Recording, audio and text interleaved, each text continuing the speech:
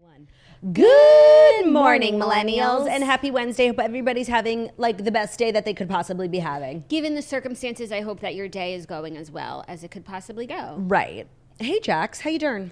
I'm doing okay. I look forward to another day of trying to buoy humanity and the Jewish community. Yeah. Because that is our role to play in the war to come, amongst others. But I think it's a very important role, and it helps me. I think it helps you, and it helps a lot of people. So I am committed to doing that while still talking about what's going on, talking about the celebrity element, and sharing resources for how you can help. 100%. You just reminded me of something, like not to change the subject so swiftly on you. We started a list yesterday of phrases like we need to start saying more regularly and just things we need to start remembering. And I had one. Okay. Is the blank in the room with us? Yeah, that's something that you saw on TikTok. It's not like I saw on TikTok. It's just like what people say on TikTok. And you like it. You and I like it. Yeah, it's like when someone like, okay, Jackie, tell me like, hold on. Tell me like that you feel really beautiful today. Like you'd be like, I look really beautiful today. No, because I feel like you're going to like... Just, can you say it for the way that your phrase is, it sounds like you're about to make fun of me. Okay. Be like, I look so... fuck. I can't like explain this the way... Okay. No. Okay. This isn't buoying. Watching you stutter and fumble. No, it's like when somebody brags like, oh my God, I'm having such a hard time explaining like the proper use of this phrase. Am I okay? Is the blank in the room with us? Like maybe you could find the TikTok you saw it in and share it. It's not like a one-time TikTok. It's just like when somebody on TikTok brags, like, look how, fancy my room looks, and someone will comment, is the fanciness in the room with us? Okay, that's a good Is that a good example? Yes. Yeah, no, it's so funny. And I probably should learn how to properly use it before I try to like start adding it to my weekly vernacular. And disseminating it. Yeah, I'm sorry. I totally botched it. Can somebody like write a good comment explaining it? And so you were going to make fun of me. Is the beauty in the room with us? Yeah. I'm not falling for that. But it wasn't about you. It was hypothetical. I understand. I just feel like there were other situations that could be less hurtful. So do you want to add it to the list? You didn't make the best case for it, but I'll do it because I love you and you're my sister and we're 50-50. And if it's important to you, it's important to me. Wow, I love that energy. Also... I need to talk about things that are buoying us. Is the blank in the room? Yeah, what's buoying you? Because I have a few things to help buoy you. One, my episode of The Redheads is out. Claudia listened to it this morning, and the comedian herself said it was comedy gold. It was really funny. How funny are we? Just really, really good. I think we need to move to the comedy category. It's highly competitive. It is, but the Redheads, there's nothing like them. Nobody can beat them. Yeah, but also the Redheads kind of like put out that episode without posting anything else about like the war in Israel. No, I heard that the Redheads are very anti-Israel. You could possibly think that because we've been silent. Or silenced. Radio silence from the Redheads. It's disgusting. And we put out that episode not even acknowledging what's going on. So if you think maybe the Redheads don't stand with Israel, I'm here to tell you that we absolutely do. I run our Instagram account and all of my efforts are being put towards my personal. On your bigger channel. And the Toast. But I do need to make a statement from the Redheads. Plus dropping an episode like in the middle of a war without context. Could seem insensitive. No, and you should also actually, now I'm being serious, like put together, I saw Emily help reads a list of books for anybody who wants to like know more about the conflict or just like, learn about the Jewish people and the struggle. Jewish history, yes, that is my plan. But the Redheads, our Instagram's very curated, so I have to make the cards. I understand. And as stated, like I've just had a lot going on, but that is priority today for sure. The episode's 30 minutes, so it's just like a nice... I listened to it while I was doing my hair this morning. A nice little treat if you just want some lighthearted fodder. Plus, I'm also on Straight Up with Stassi podcast. And that's another little treat if you want some lighthearted fodder. It was a really fun episode. Claudia was like sitting next to me while I recorded it. I was sitting right here and Jackie was sitting right there. So the voice of Claudia is in the episode. I'm constantly like asking her, wait, Claude, what about this? Yeah, that kind of makes the episode worth listening to. Yeah, for Turdy's influence. For Turdy's voice. When you're done listening to The Toast today and you still need to be buoyed, there's 2 more podcasts that you can listen to with your girl. And I think it's important to have things to look forward to. I agree. I feel like yesterday, I was actually like, I needed things to buoy me. Like I had a really bad night last night. Like I feel like people always say, and it's something I've never been able to relate to, like when they're stricken with grief or just like going through really hard times, like I can't sleep, I can't eat. Like for me in my life, and no matter what I've been going through, like I can always sleep and I can always eat. I was shook when I weighed myself this morning. Like not in the way that I'm usually shook. I cannot eat. I'm nauseous all the time. I literally woke up. I literally thought I was pregnant. Like I fell asleep nauseous and I woke up nauseous. I feel physically ill. Like yesterday was just like yesterday we were together a lot. And so I feel like I feel good when I'm with other people. But like the second I got home, I was literally not okay. Like physically or emotionally. So like I need the toast jabui meat today. Yeah. I'm sick. We are going to do our best. And I feel like we have been doing as good a job as we possibly can, given that there's so much on our minds and on our hearts. And so we're just going to keep it real with you guys about how we're feeling. I'm wearing this Cowboy sweatshirt today because it's the only sweatshirt I brought to New York with me. I don't know if the Cowboys made a statement. If they didn't, I won't be wearing it again. I'm sure that they did. I Googled it. I said Dallas Cowboys Israel, but there's a player named Israel, and he came up. So I said Dallas Cowboys Hamas. Nothing came up. Ooh. I never thought I'd be Googling Dallas Cowboys Hamas. I don't think Hamas thought you'd ever be Googling Dallas Cowboys Hamas. I don't think the Cowboys thought I'd ever be Googling Dallas Cowboys Hamas. But so many sports teams have come out strong in support of Israel. So, I would honestly assume that they have. If the Cowboys haven't, there are so many teams for me to be a fan of right now. I'm so impressed by the sports world. Yeah, the sports world before a lot of games have been, having moments of silence. Like it's very, I know it feels like meaningless and performative, but I actually really don't agree. I think seeing things like that bring me great comfort. Yeah. Just knowing like there's 10,000 people or however many are in a stadium or a baseball field, like who all like know that this is wrong. Like that actually brings me great comfort. And I find maybe what other people would refer to as performative activism, it brings me great comfort. Yeah, I totally agree. There was like a huge Israeli flag in that baseball game. That Phillies. Video went around. Also, I wanted to talk about something because I feel like when people talk about performative activism, they always talk about the black square. And everyone's like, remember the black square? We're not doing this anymore. I didn't feel that way about the black square. Can I tell you how I saw the black square? Like when I woke up that day, I forget which day it was, but it was like Thursday. Nobody was posting anything other than a black square. And my entire Instagram feed was black squares. People who I follow, in my personal life who never post at all, who just use Instagram passively, never post. I've never seen a post of theirs. Every single post was a black square. I did not see one other piece of content from an influencer or a person, no ads, nothing self-promotional. And it felt like an international day of mourning. And I remember feeling like, wow, if people ever did this for the Jews, how much that would mean to me.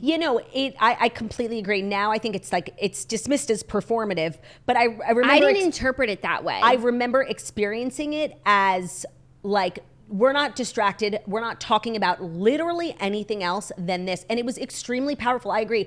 I think now like people remark on it differently, but at the time, I feel like at the time people didn't appreciate it either. And then they thought that it was like taking away from the messaging of the movement because then Instagram was flooded. But I just felt like I would... Like you had to pay attention. Yeah. No, I completely agree. So I don't feel that way about social media activism, even just posting up a card. Like I think it means something and it matters to me. Yeah, no, as someone on the other side, like I feel like you can't, it's all good. Yeah. Like I don't really see how. And we're not even saying like stop posting your coffee and your lip balm and your ads. I know it's Prime Day. You guys have commitments. I did. Yeah. But like you can post where you stand. Yeah, no, I agree with you. And if you're not posting anything at all, none of those things, then you don't have to post anything. Right. No, it's not like a requirement. And I kind of like, I'm struggling with so many like internal conflicts. Yeah. Because I find myself like being like judgmental and like like police shame, like post shaming people. Yes. In my head. No, I'm not, a little bit on the toast too. A little bit on my Instagram. Yeah. No, actually, I'm definitely. And like, I feel like I'm turning into like a person who's annoying and someone I would like hate, but it's like, it's conflicting feelings. I understand that, but what happened was so egregious. Yeah. An evil we've never seen in our lifetimes in this century ever, inconceivable evil. So I want to know the people that I follow and the people that I know, like, is this ambiguous for you? I don't want to know you. I don't want to follow you. No, it's so true. Like when you break it down, like you're right. And the people who come on with like statements of like 6 slides, it's like, I don't need to hear your verbal diarrhea. Like, I need to know where do you stand. Like that's it. Yep. No, totally. And I don't need to hear why you can't tell me where you stand or why I don't need to hear where you stand. Like, yeah. No, I do need to know, like, which of my friends are going to justify and excuse terrorism. Like, I absolutely need to know. For sure. And I think it's really important to know, like, in no way do I think that everything else should stop. No. And I think we'll talk Not about that it could. I think we'll talk about that with our first story. We can barely get people to just stand with Israel unequivocally without the but at the end of the sentence, let alone to stop posting their nonsense. And some of the nonsense is buoying, so I'm not even asking that. Yeah, no, and I don't think that's required, and I don't know if it would necessarily even be like, you know, more helpful. I think it's perfectly fine to like, the rules of social media are so bizarre and they're so fluid and they're always changing. But like in this moment, I feel like it really is okay to continue to go on with your life, especially if your job is influencing, content creating, being a celebrity, putting out content. I think that is fine, but I do think it's, you know, also important to just announce where you stand. Like, are you ashamed of where you stand? And there are so many graphics that I've seen that don't say much, but they say enough. The one that's like, you don't have to be Jewish, you don't have to be Israeli, you just have to be human. When I see that, agreed, you just have to be human. Yeah. It is inhuman to see what we saw, to have that not be enough for you, to doubt what you've seen, to say, oh, this is fake news, this is propaganda. It's like everyone is doubting this like babies claim because they won't release pictures. It's like, how badly do you want to see decapitated babies? And they released a picture today, so it's really graphic if you're on social media. And they released a picture, like that's how much doubt was cast upon this. And like first, they just told us about it and people didn't believe it. Wasn't enough. Then Netanyahu showed President Biden pictures. He came on and he said, I saw it. Right. It's true. Biden confirmed yesterday that he saw it, and people were like, he mumbled. What? So they posted a picture where if you need to see a picture, which I don't think most of you do, but if you do need to see it in order to believe it, where was it posted? It's on Twitter. You could find it. Okay. It's really, really upsetting. I didn't see it. Did you see it? I saw somebody had like blocked out some of it, so I saw like part. Okay. So yes, there's enough information out there for you to get a grasp on what's going on, and I think to not address it is just it's an interesting take. It's an interesting take, and I feel like so many people are like, I don't want to take up space with my post on this. No, you should. Take it up. You know what takes up space? Those 6 slides I have to spend time reading that everybody else shares and hides behind, so I've got to read it again. Yeah. That's taking up time and space. Yeah. Shove it up your ass. Jackie O went there. She went there. Unless you're saying something. Like if you're saying, I saw a statement that literally said nothing. I know. Said absolutely nothing.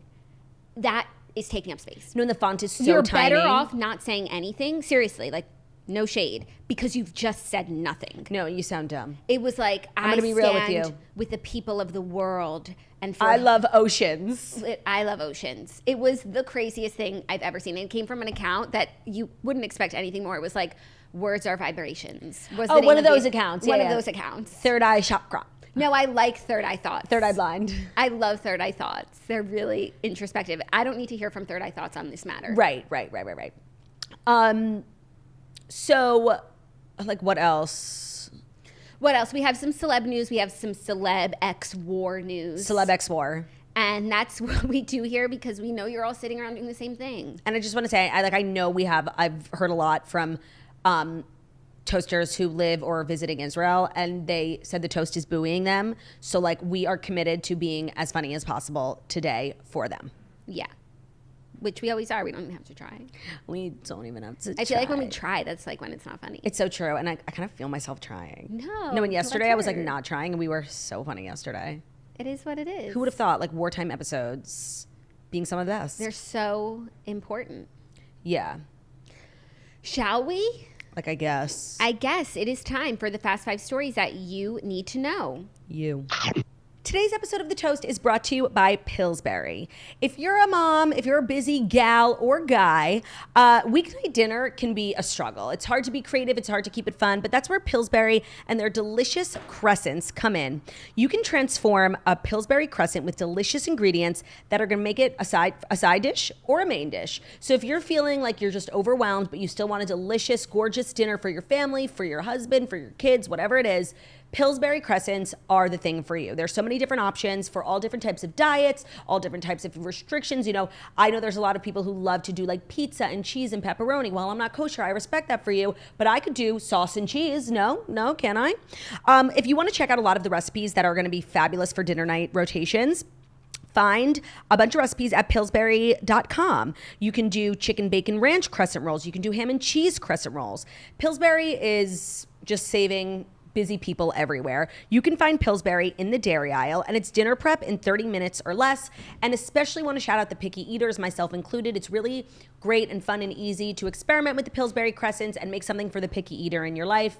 Like I said, I am the picky eater in my life. So find Pillsbury crescents in the dairy aisle and get to dinner prep in 30 minutes or less. You will not regret always having these on hand in your home because, dinner time comes fast. 5 o'clock, it's like, oh, what are we eating? And everyone's looking at you. Well, you're looking at Pillsbury crescents. So again, find them in the dairy aisle and just have a gorgeous, delicious dinner for your family. Today's episode is also brought to you by Modern Fertility. Think back to sex ed for a moment. You probably learned all about how to prevent pregnancy, but what about how to plan for it? If you've always been a big fan of planning ahead like we have, you schedule trips months in advance, plotting out your next career move, you should be doing the same for kids. So the traditional guidance with fertility has always been just to wait and see, but Modern Fertility is changing that. It's an easy and affordable way to test your fertility hormones at home with a simple finger prick. Mail it in with a prepaid label and you'll get your personalized results within 6 business days. You can get insight into your hormone levels like your ovarian reserve and other important factors that can impact your fertility. The results go deep into what every hormone means, and you can also download the results to review with your doctor for next steps. Hormone testing at a fertility clinic can cost over $600, but Modern Fertility tests the same general set of hormones for only $179. And if you go to modernfertility.com/toast, you can get $20 off your test. Plus, you can get reimbursed for the test through your FSA or your HSA, which is fabulous. So if you want kids today, or maybe one day in the future, clinically sound information about your body can help you make the decision that's right for you. Because the Toast and Modern Fertility both believe that knowledge is power, and fertility is no different. It's so important to know what's going on in your body. So right now, Modern Fertility is offering our listeners $20 off the test when you go to modernfertility.com/toast. That means your test will cost $159, which is a fraction of what it would cost at a fertility clinic. Get $20 off your fertility test when you go to modernfertility.com/toast. That's modernfertility.com/TOAST. Wow, you're kind of like being lax with the iPad recently. Claudia, I'm in no rush. Plus, it's hard for us to find things to talk about, so I'm taking my time. It is hard for us. The episode long. It is really hard for us to find things to talk about. Okay, the first story, what everyone's talking about in Celeb X War News. Oh. Taylor Swift forge ahead with her dumbass movie premiere, has yet to say anything about anything going on in the world. She had the Swift Eras Tour concert film premiere in Los Angeles, smiling on the red carpet with her celeb friends, posting videos with Beyonce, yet to mention Slaughterfest 2023. Yeah, so I have literally not been able to process this. When I was on my Instagram yesterday and she posted a picture of her in her outfit, which was heinous, getting ready for I was floored. I understand that this is an event that's been planned and you don't need to cancel it. No, and that's what we just said. You have your work commitments. Right. Do your thing. For sure. And she hasn't said anything. And even if you're not going to say anything, to post about it on Instagram, for me, just takes it to another level. Have the event. If you want to stay silent, fine, still stay silent. But to post about it on Instagram, I don't know, I was just shook beyond words. And my lack of interest in this story is beyond me, because this is a week ago I would have had so much to say about Beyonce. Oh yes. It's fabulous. Everyone keeps pitting them against each other. Beyonce looked fucking amazing.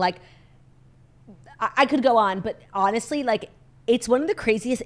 Does anyone else not this is crazy? No, it's crazy. And you said yesterday Taylor doesn't speak on these issues, so you don't expect her to speak, but she does. She does. You're right. The Jewish Swifties and I have been chatting.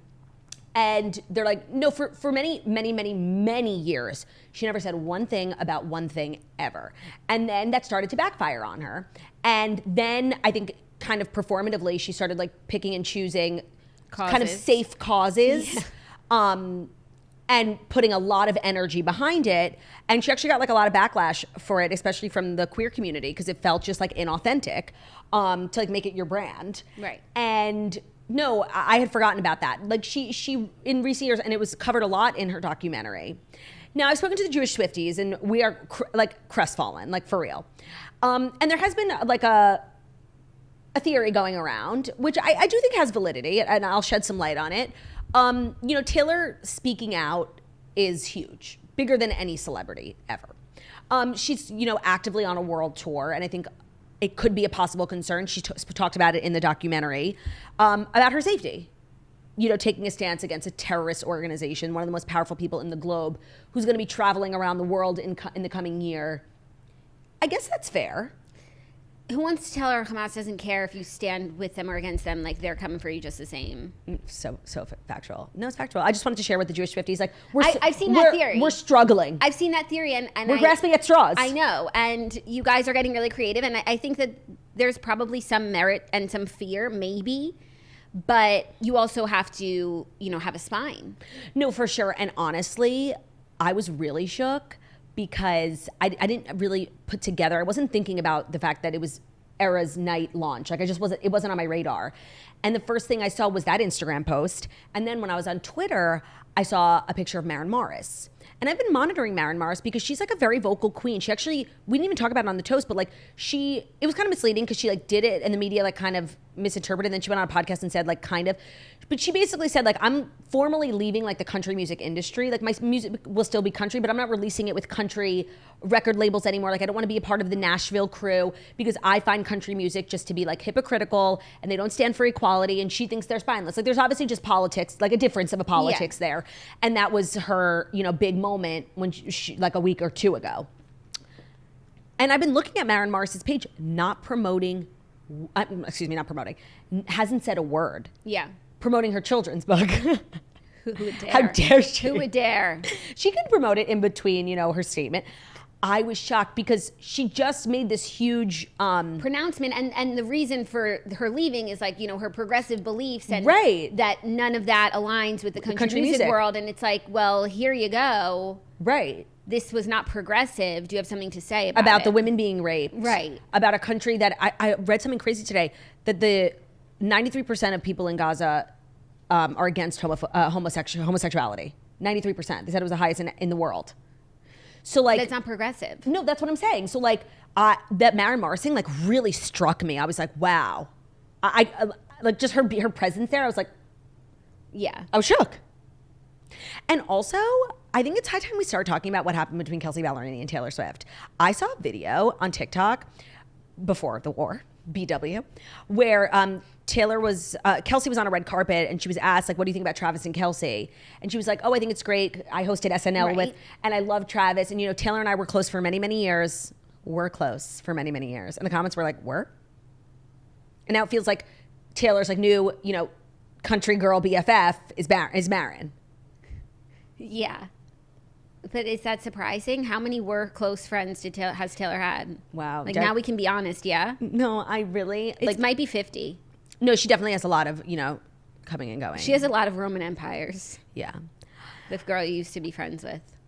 So back to Beyonce and Taylor. Also worth noting, Beyonce has not said a word. Right. So I don't know. This gave me nothing. Like this is something I would have like seriously like died over, especially because Beyonce looks so gorgeous. Yeah, it would have been a great moment for women, but we just had like a really bad moment for women. So maybe we could have like women like this picture talking about that. There's no serotonin. Like my brain doesn't. There's no wave activity when seeing this photo. It's enormously disappointing. Yeah. And I'm struggling with how to grapple. Like, seriously, I'm really struggling. Yeah. The Jewish 50s are not fucking okay. I will give you space and time. Thank you. Like, please don't come at, like...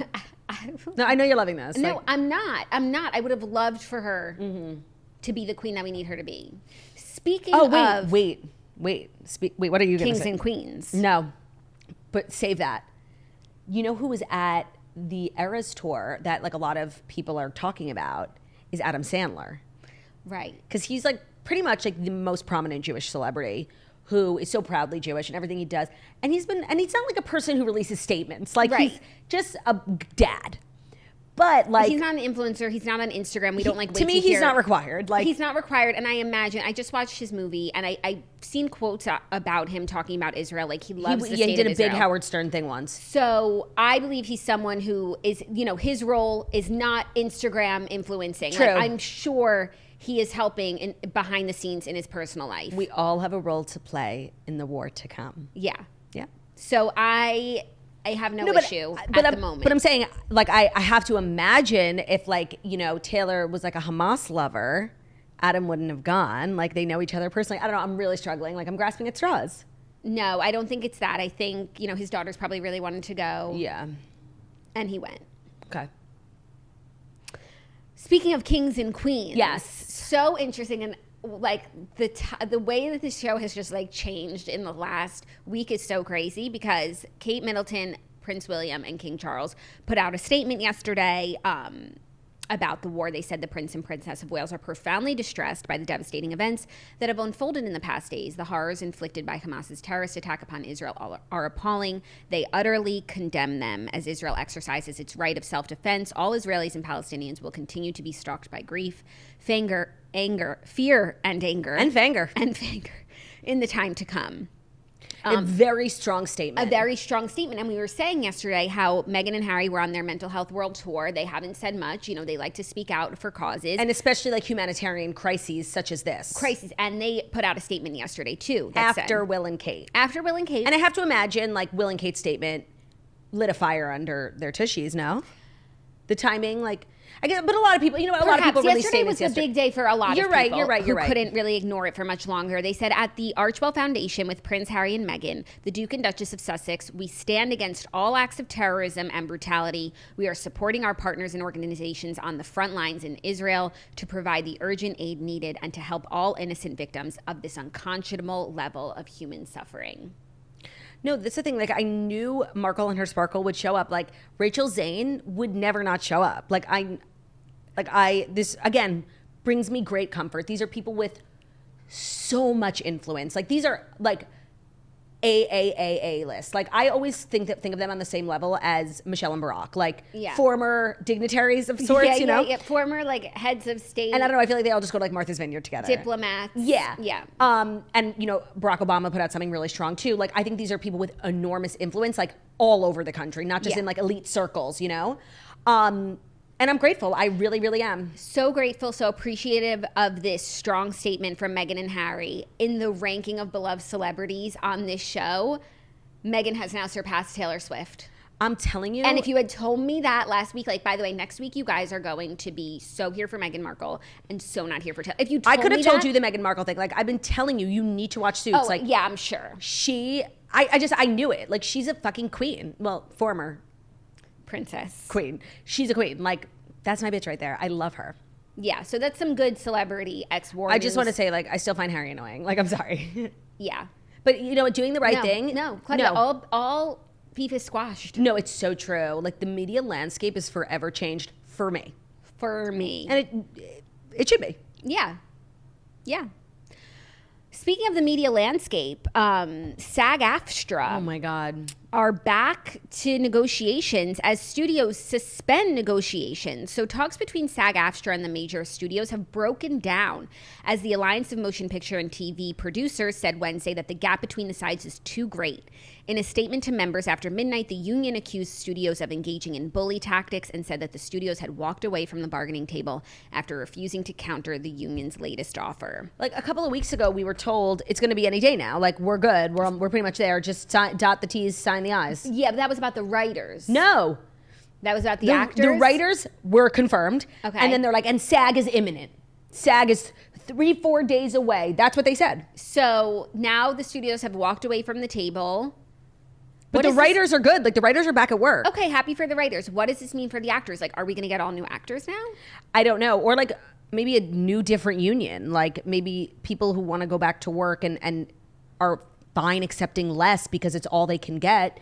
They're like, listen, we got to work. So I honestly, like, I have no idea. I don't know. Like, and now how long has this been going on? Was it since July? That's really long. Yeah. And, like, thankfully, most of the TV I watch is, like, The Nanny, like, shows that the Friends, Sex and the City. Like, I've just binge watched, like, the same 5 shows.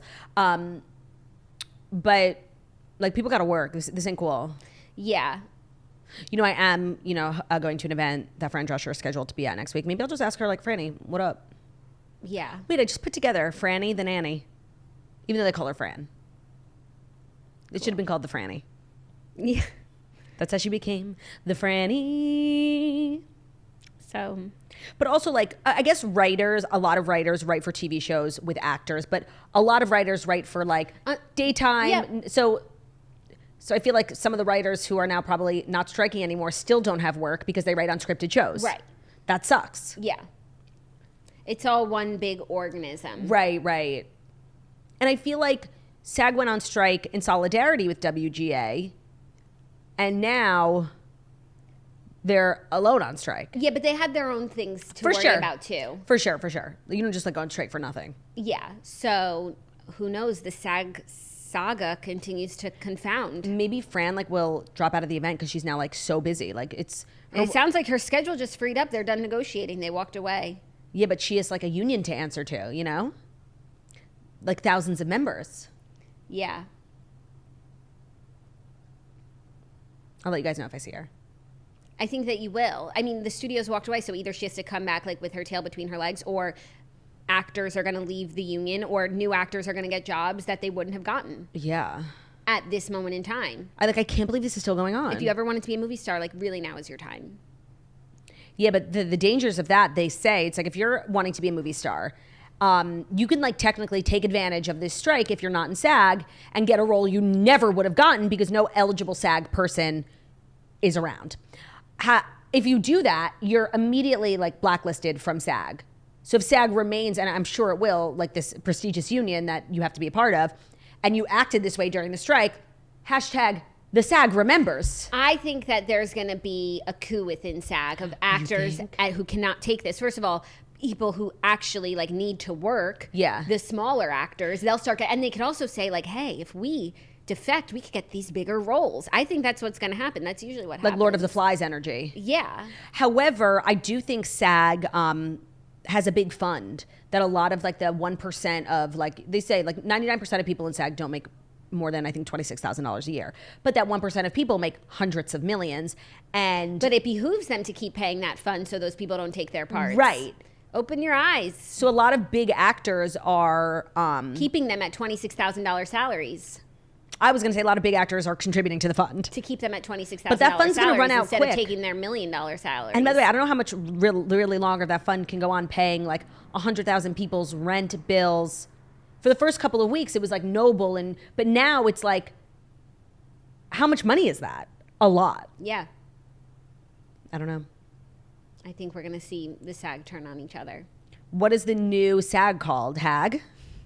Yeah. SAG. Oh, no, SAG. I'm not okay. There's other stuff. Oh, my God. I was not saying that. WAG. Bring back WAG. Z. Z. Are you ready for our next story? Yeah. Some odd celebrity news. Sharon Osborne says she and Ozzy still have an assisted suicide pact in place. That's so them. The talk show host, Sharon, initially addressed... What show is she on? She was on... The Talk. But she's not anymore. No. Cause she's on Ozempic.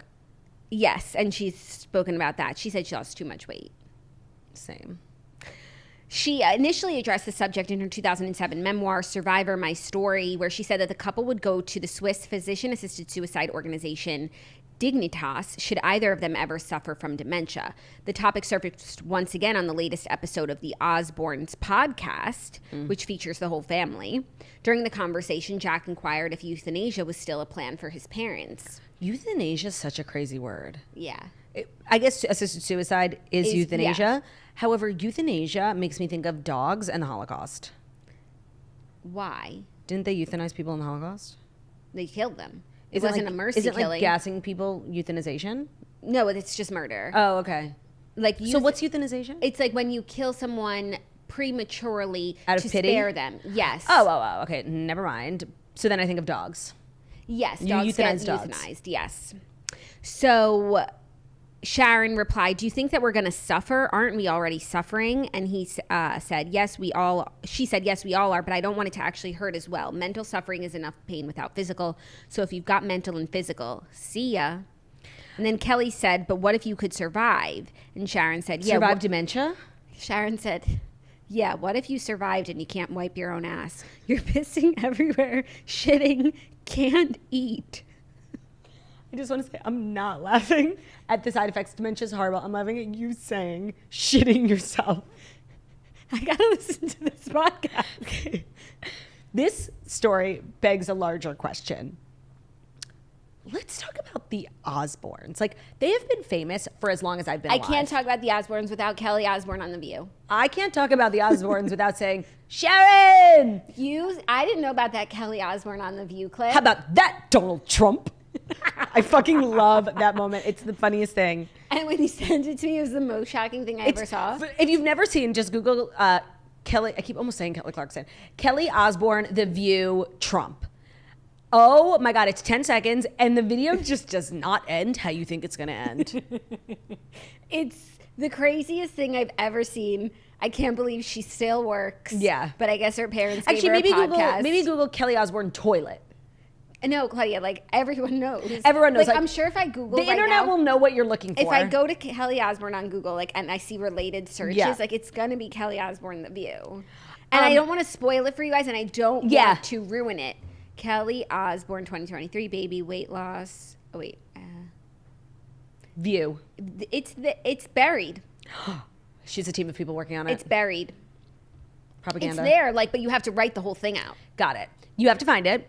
But it really, I think we should just take a step back and think about the Osbournes at large. Like, they are famous because he was in a band called Black Sabbath. Mm-hmm. Very, very, very, very successful. And him and Sharon became like this iconic rock. And then they had kids, and then they had the reality show. And like, I just don't know why, like, they're all famous still. Like, it's just like crazy to me, no? Yeah.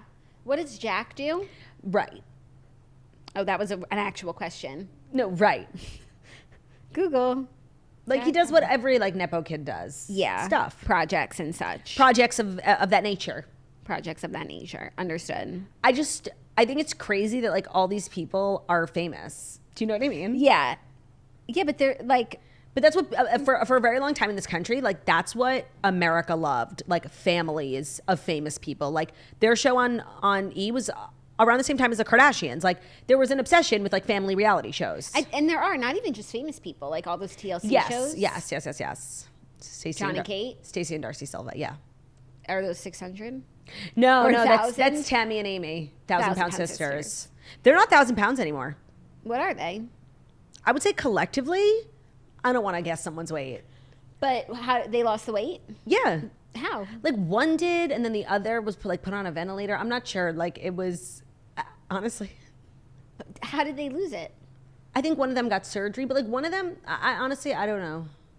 I don't keep up with the 1,000-Pound Sisters. I prefer to watch 600-Pound Life, individual stories. Got it. But they got their own show, Tammy and Amy. Right. It's a crazy name for a show. I actually remember the first time I saw it in my TV guide. I was floored. No, TLC goes hard. No, and you know what? Like, they have a niche. And they kill it. Like, who would you say competes with TLC for, like, Freak Show?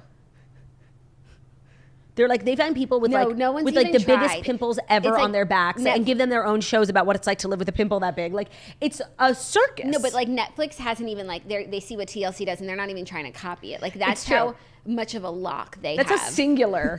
Their niche is. Yeah. Some of their shows, like the titles, like at first they started innocently, like Toddlers and Tiaras and John and Kate +8. Then they had like the Duggars with 19 kids. And counting. Because like they were constantly, fucking. And then they just like, honestly, I need to Google like craziest shows TLC has ever produced. Okay. Because I feel like you wouldn't believe it unless TLC ever. I mean, who could forget Breaking Amish? Right. Who could also forget Extreme Cheapskates? Oh, yeah. Hoarders. Buying Naked. Are you familiar with that? No. Oh, I've seen this. Sex Sent Me to the ER. Dramatizations. It's like people's stories that they dramatize. Oh, I didn't know I was pregnant. Yep. Best Funeral Ever. Okay, wait. ScreenRant.com. The 10 weirdest TLC shows of all. Oh, excuse me. It's not even on here. Mike's Strange Addiction. Oh my God. Extreme Couponing, I want to say that's one of the best shows on TV. We could all learn a lot from those people. Here Comes Honey Boo Boo. Mm-hmm. Hoarding, Buried Alive. DUI, perhaps one of the most forgettable series. DUI was a production in the same vein as Cops or Live PD, in which television crews chronicled the arrests and prosecutions, of Oklahoma residents caught driving while intoxicated. Oklahoma is notorious for its stringent DUI laws, and the series highlighted the stresses and consequences of those working their way through the court system after being arrested. Breaking Amish, Extreme Cheapskates, Buying naked. House hunting shows are incredibly popular, and when combined with feuding couples or unexpected expenses, the ups and downs of the housing market can make for surprisingly exciting TV. But in 2013, TLC decided to take it a step further by debuting... Of course they did. By debuting a series that focused on the house hunting experiences of nudist couples. Oh, my God. Oh, I should be on this show. Freaky Eaters. A program that highlighted individuals struggling to absolve themselves of irregular eating habits, from a man who hoarded more than 100 gallons of maple syrup in his home to a woman who habitually drank up to 30 cans of soda per day. Me. Aired for 2 seasons. Oh my God, this cannot be a real show. My teen is pregnant. And so am I.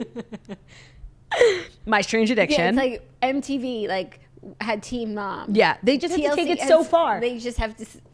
Obsessed. Like, I really respect and applaud their ingenuity and constant creativity. Yeah. To finding like the craziest people in the country. Like what their writer's room is like, and like the ideas that are. But they don't have. Not like. Oh yeah. Like their creative, their think tank. We're doing a brainstorm. Like, what's the craziest show we could do? Yeah, like new development team. Yeah. That would be just insane. Am I being called? Who's calling now? It's the iPad. The iPad's. No, the iPad's here. It's my computer. Oh. It says you're calling me. What? Oh, no, sorry. Never mind. Sorry, someone else. Okay. My phone didn't update. Today's episode of The Toast is brought to you by Sax.com. We, Jackie and I, are always doing our best when it comes to looking fabulous on the podcast. And thankfully, there's video proof that sometimes that's not always the case. Sometimes it's a slay, but sometimes it's a nay. Sometimes our pajama uniforms and sweatshirts do need a little bit of an upgrade. And that's why Jackie and I love shopping at Sax.com for everything from podcast looks to GNO fits and more. Honestly, Sax has become my go-to destination for like businesswoman outfits, whether it's a panel or a meeting, or I'm going to LA and I have like a bunch of things going on next week.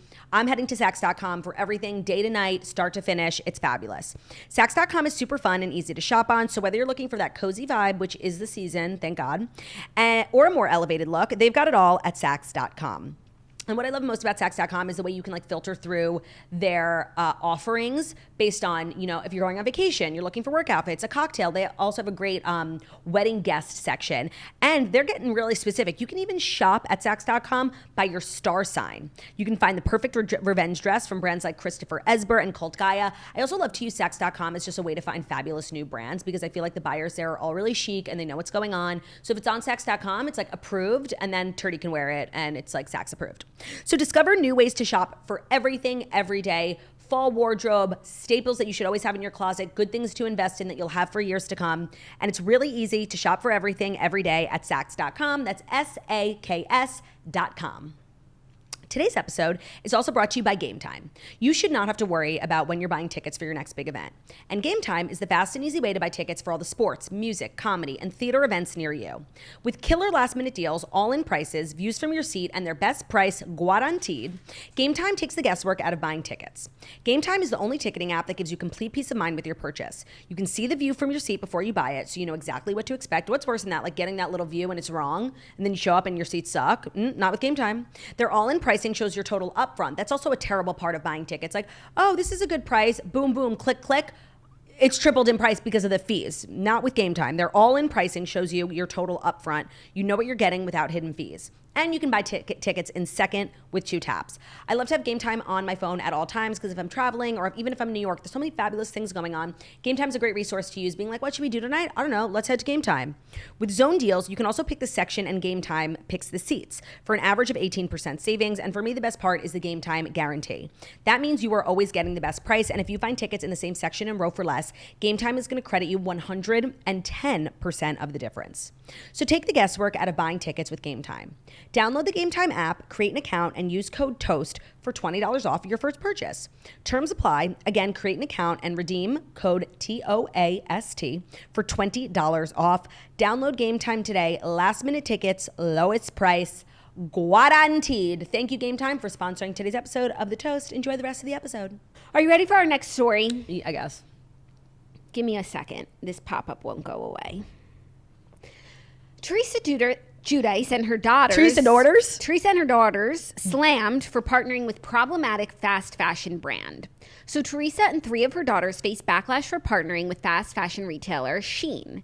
Teresa and all of her daughters shared a video posing in several dresses, matching sets, and pajamas for their Giudice Girls x Shein collab. They said, we're so excited to finally announce our partnership with Shein Official to create the ultimate... Why are you saying it like Sheena? Like Sheena Shay? Shein. Because if it was up to me, I would say shine. So I'm trying to get it right. Shine.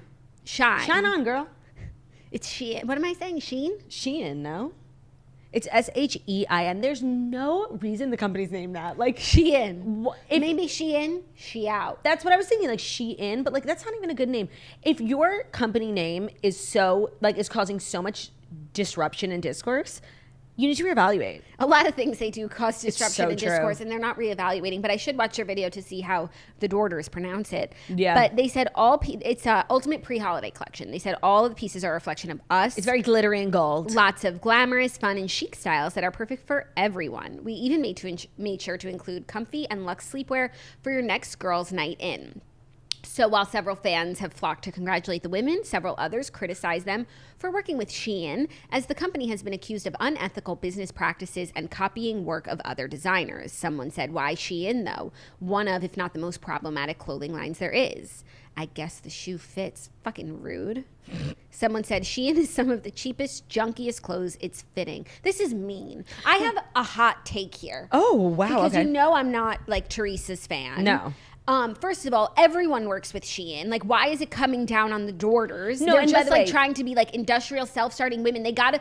This is the brand that gave them a collab, Right. And they took it. No, and by the way, maybe not everyone works with Shein, but they work with a different variety. Fast fashion retailer. Boohoo, Pretty Little Thing, ASOS, like all who really do this, H&M, all who really Fashion do. Nova. All who really, Fashion Nova.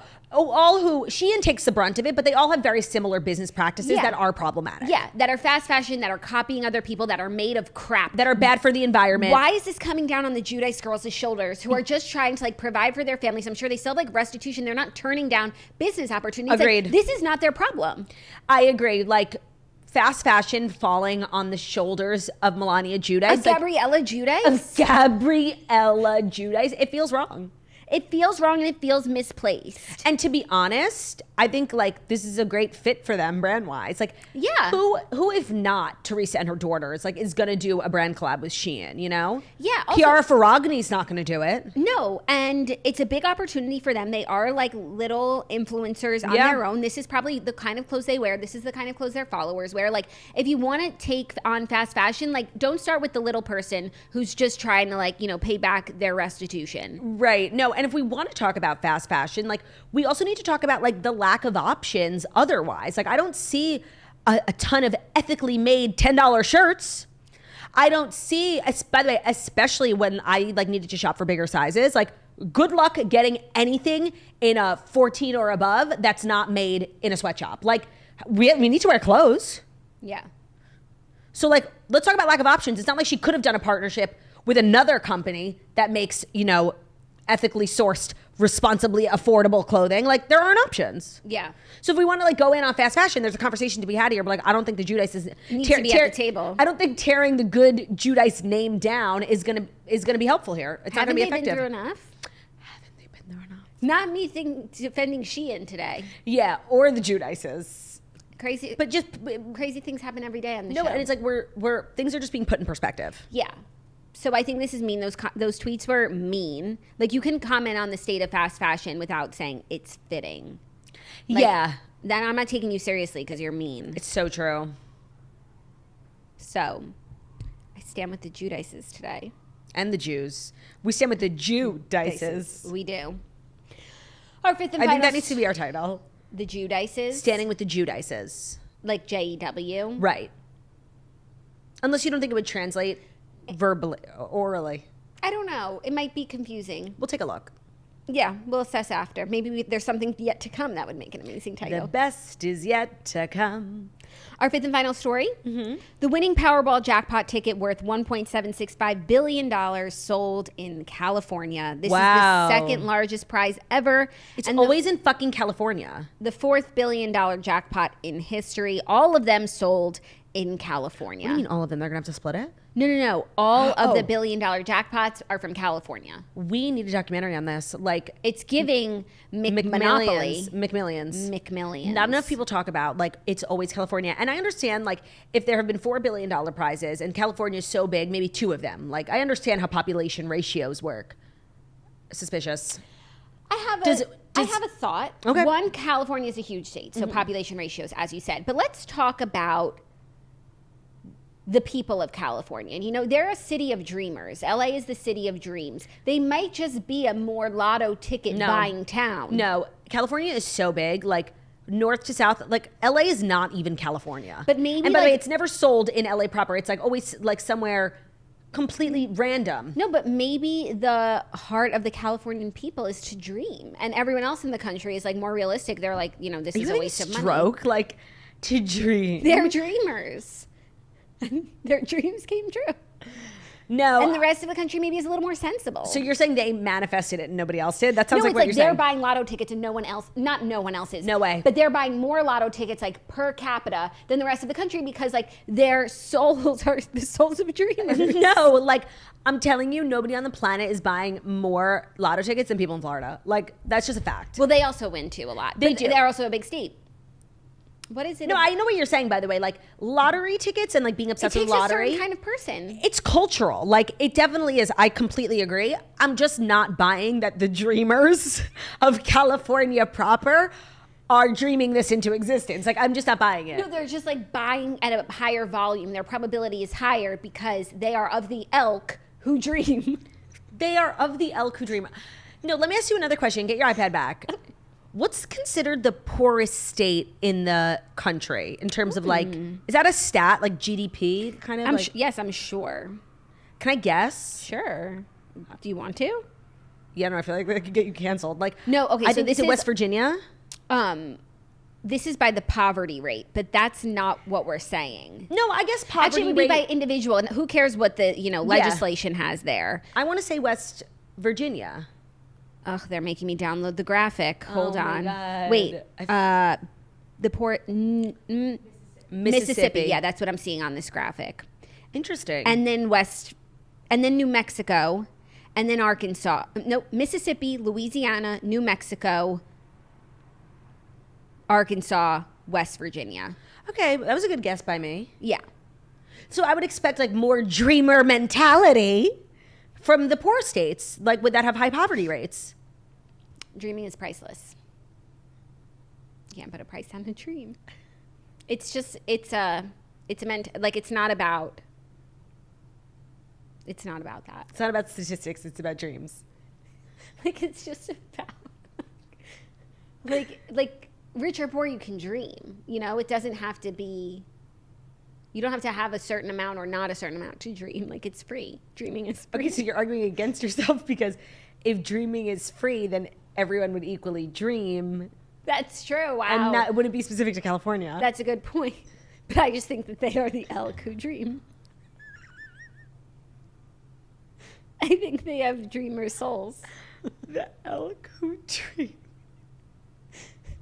You know what, Jackie? I agree. They dare to dream. I feel like even in those like commercials, California propaganda commercials where they're like, "Come, it's great." I'm so glad you brought that up. I feel like it's like California, like we got a dream, and then he's like on the surfboard. Skateboard. Yeah. What is up with like states having commercials? Like, and I want to say I've only seen it for California, Michigan, and New York. Well, because they're suffering, but I have also seen it. I think for North Dakota. Never. No, never. And I get that it's like a bid to increase... Or South Dakota. To increase tourism. And people moving there. You know, and that increases revenue and creates jobs. Like, I totally get the mathematics, but like the concept of a state having a commercial is so, like, just goes against everything I believe and understand, you know? Yeah. I remember the first time I saw it, Michigan went fucking hard. Where like it was a river and then the river turned into the word Michigan. Like, they went so hard with their propaganda. Like, they were the first ones to do it. I will give them the credit for being like, you know, thought leaders in their field. But it's something I really can't get on board with. That's like when you talked about hospitals that have commercials. Weird. I feel like I didn't realize because this. it's not like there's so many hospitals that it's like, you know what, this one had better commercials, I'm gonna go to that one. Like you always go to like the one that's closest. Right. I guess not everything's always an emergency and you do get to choose. Yeah, but you would choose based on your doctor. And your doctor chooses. Like for an OBGYN, it's like your doctor is associated with the hospital. Yeah, but also I never realized this, and I'll explain when I did realize it, but drugs companies, commercials, it's like, don't you just take what you don't go to your doctor and be like, I saw a commercial for this. AstraZeneca. Yeah, it's so weird, and I didn't even notice that until people in the UK were watching Meghan and Harry on Oprah, and all the commercials like for drug companies, they were like, oh, they don't have that there? They don't have that there. And then it made me see it different. I'm like, by the way, that's an amazing point. I don't like go to my neurologist and say I saw a commercial for this migraine medication. Actually, though, first of all, speaking of migraines, nobody is doing more than Nurtec OTD. Yeah. Lady Gaga and Khloe Kardashian as their sponsors. Spokespeople. But like, I'm a migraine sufferer, and I still haven't like brought it up to my doctor. Okay, but you know what? Because I trust my doctor more than Lady Gaga and Khloe Kardashian. Don't you feel like that might be changing now? Like with Ozempic, like that's a drug people are requesting to be on. Whereas before, like they would go in with an ailment and say, "Give me the best stuff." Right, but now, Ozempic isn't even getting like the Nurtec OTD treatment. It's actually getting the opposite. Yeah, but by the way, they do have commercials. Ozempic. Obsessed. Talk to your but even their commercials don't address it being used as a treatment for weight loss. It's all about insulin resistance. Yeah. So that's a very interesting point, and I love that Meghan and Harry brought that to us. Mm-hmm. In addition to a strong statement yesterday. Yeah. What else is weird that they have commercials for? During the Super Bowl, remember there was like a commercial for Jesus. Oh yeah. But I think in the end that ended up being like a commercial for like a nonprofit or something. Yes. I also think that commercials in general, it's just like, who's actually influenced by this commercial? Like, is this really going to change what brand of cookies I'm going to buy? As a species, we are so evolved past commercials, like traditional TV commercials. There are some things, if it's a new product and I see a commercial for it, like I might be, helped. But like to see a commercial for Doritos, like I either want to buy Doritos or I don't at this point. Like I've tasted them. I know when I want a Dorito. So I feel like with a Dorito, like I put them in the category of like Clorox. Like they're doing the commercials seriously, like just to keep up appearances. Like it's expensive. Yeah, but like they have They're money. all in like this rat race because I guess if Doritos dropped off, but like other chips Lay's is coming out. Like I might forget about Doritos. Right. I mean, I could never, but I know what you're saying. It makes me think all the time, like, you guys don't need a Super Bowl commercial. Like, that's a lot of money. Donate it. I actually disagree, but of course, donate But the it's money. a rat race is what it is. Yeah, when I think of commercials, but to me, there's no marketing more effective than a Super Bowl commercial when done right. But even for a Doritos, because I think there is like the Farmer's Dog commercial, like a new brand, you're hearing about it and it tugs at your heart. But for Doritos, it's like, I'm either going to eat Doritos or I'm not. No, because it's a brand awareness, like an image thing. Like Doritos is such a cool brand. Like I always feel like they're partnering with cool people because they're keeping up appearances. Like it's a cool factor. Yeah. Is it effective? It must be. Like it must be. I think for some products and businesses, it's so effective. And for others, I just feel like it's a waste of, like Oreos. Like I either want an Oreo or I don't. And your commercial's not going to change that. But the thing is, do you ever not want an Oreo? If I'm like picking out cookies in the aisle, like if it's going to be Oreo or Chips Ahoy, like that decision's not going to be swayed based on a commercial. No, because it's always going to be an Entenmann's. And Entenmann's doesn't run commercials. But they're also like not as popular. Because they don't have to. But they're not as popular. Because they don't run commercials? Or because it's a smaller business. It's a smaller business because they don't run commercials. Yikes. It makes you think. It makes you think. And that's your marketing segment with Jackson Turd. Yeah. So that's our show. More questions and answers. But that's like kind of the toast in its essence. Well, we just ask questions. Never stop asking why. Never stop asking questions. So that's our show. Right? Yeah. All from me. Thank you guys so much. Tomorrow's episode will be audio only. Mm-hmm. So just wanted to keep that in mind for everyone. Hope everyone's having a, what? Thank you so much for listening to the Toast, the Millennial Morning Show, where we deliver the fast 5 stories you need to know every Monday through Friday on YouTube. So if you're watching this on YouTube, please feel free to subscribe and give this video a thumbs up. We're also available as a podcast anywhere podcasts can be found. So it's Spotify, iTunes, Stitcher, Public Radio, iReady, Castbox, other places where you listen to podcasts, minus Toast. Leave a 5-star review about how beautiful, stunning, and wickedly talented we are. Hope you guys have an amazing day. We'll see you tomorrow. I'm Yisrael Chai. Love ya. Bye.